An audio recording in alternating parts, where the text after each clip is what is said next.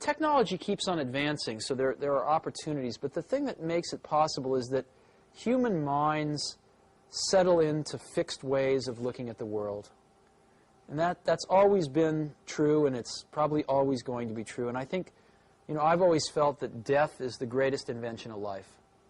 I'm sure that life evolved without death at first, and found that without death, life didn't work very well, because it didn't make room for the young who didn't know how the world was 50 years ago, who didn't know how the world was 20 years ago, but who saw it as it is today without any preconceptions, and saw and dreamed how it could be based on that, who were not satisfied based on the accomplishments of the last 30 years, but who were dissatisfied because the current state didn't live up to their ideals. Without death, there would be very little progress. And so one of the things that happens in organizations as well as in people is they settle into ways of looking at the world and become satisfied with those. And the world changes and keeps evolving, and new potential arises, but these people that are settled in don't see it.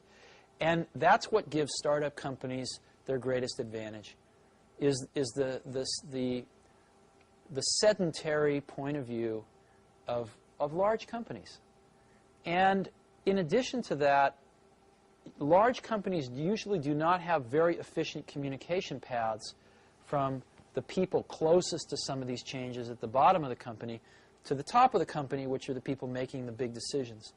And so by the time, there may be people at the lower levels of these companies that see these changes coming, but by the time the word ripples up to the highest levels where they can do something about it, sometimes 10 years passes.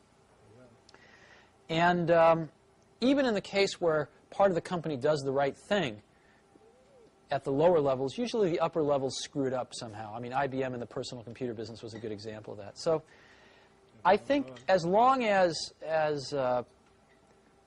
humans don't solve this